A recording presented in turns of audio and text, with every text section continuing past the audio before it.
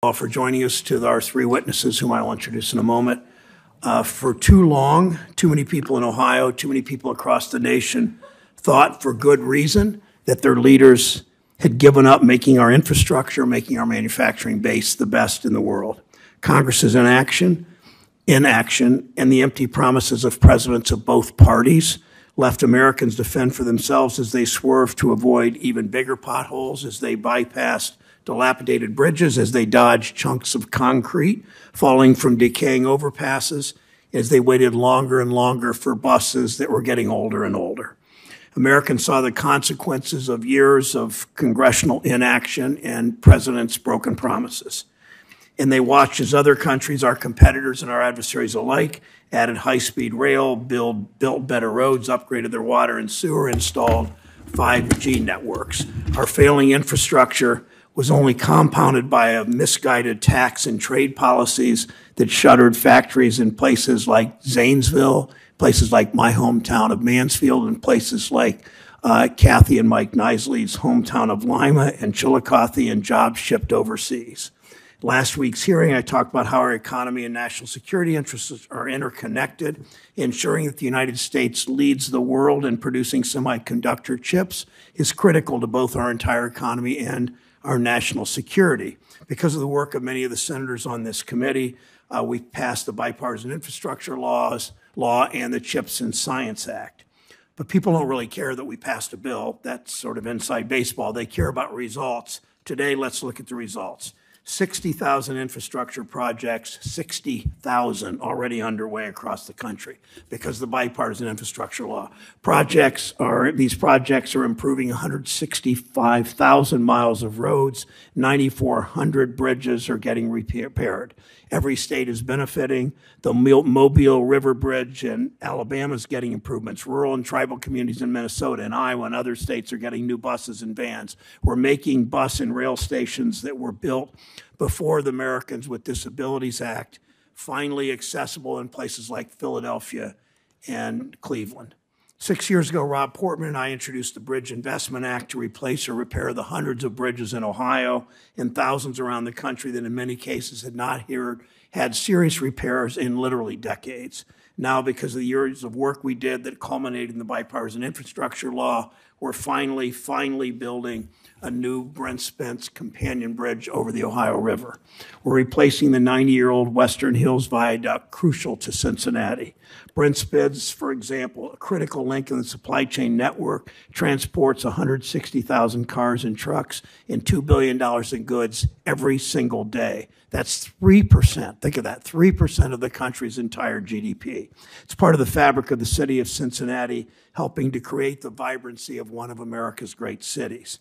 But Ohioans know Brent Spence is as dated as it is dangerously crowded. We've heard from Ohioans who are concerned about concrete crumbling on the Western Hills Viaduct. We're fixing that. We're seeing new construction across Ohio. It's not just huge projects like Brent Spence in the Intel fabs in Licking County. We're seeing major upgrades to streets and bridges across my state, including Ohio's rural counties and Appalachia. We announced this month the Market Street Bridge, which connects Steubenville with West Virginia. That'll finally be replaced. We're making critical investments to modernize public transit. Americans take 21 million trips on transit every day, and when buses and trains and all the infrastructure required to operate them are not up to date, service is less reliable. Think about this, imagine driving the same car every day for 40 years. That's what operators on Cleveland's RTA in its 60 cars have been doing for years, running the newest of these 60 cars is 40 years old. In Cleveland, I met with workers whose job it is to maintain rail cars that date back to the Reagan administration. At the rail car garage that I visited on the east side of Cleveland, you actually see these workers over in the corner machining replacement parts for cars that are sold. They can't find replacement parts. They have to actually they have to machine the replacement parts to keep these trains running. It's the only way to get the parts because they don't make them anymore. Now, finally, because of the infrastructure law, Cleveland will get 60 new rail cars. We know the U.S. lacks a robust national passenger rail network that other major economic powers have. We're changing that. We're seeing construction of new facilities to improve transit and rail service, like Akron Metro's, its public transit system, its new maintenance facility, and a new Amtrak station in Bryan, Ohio, a small town in the northwest corner of the state.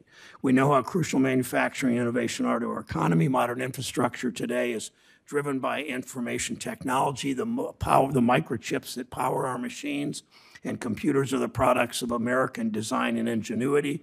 We've become dependent on other countries for their production. 90% of the chips we invented are now made overseas. Taiwan is dominant today. Alarmingly, China is trying to become dominant tomorrow. We wrote the Chips and Science Act to change that trajectory. It's allowing us to build a new generation of chip production facilities in Ohio and around the country. These investments are growing our economy. They're creating jobs and opportunity. And in the past 3 years, we've added 670,000 construction jobs, 670,000 construction jobs added to the U.S. economy. Think about that. This is only the start. Hiring is expected to pick up even more in the coming years. More and more projects will get underway. That doesn't even take into account the jobs throughout the manufacturing supply chain, because we made sure these laws, again, first ever in the last few years, have the strongest Buy America rules ever. The steel, iron, pipes, and other construction materials are being made in Ohio and across the U.S. by American workers, not as previously imported from China. Pipe fitters, bricklayers, ironworkers, steel workers, carpenters, machinists are good middle-class jobs with high wages and on-the-job training opportunities where you can develop a craft and build a career. One of the highlights of the last few years for me was I saw Mike Nisley in Columbus. He's the Secretary of Treasury of Ohio State Building Construction Trades. He represents the men and women who are doing the real work on these projects. I was at an event last summer with Mike in our state's capital, a graduation for a training program that places workers directly into union apprenticeships in the trades, creating opportunity for so many people who haven't had that opportunity before. Every one of these graduates, mostly men and women in their 20s, had on T-shirts that said in big black letters on the back, "Direct path to the middle class," opportunities that most of these young people didn't dream of having. It's the jobs. We're creating a direct path to the middle class. It's how you build an economy that upholds the dignity of work.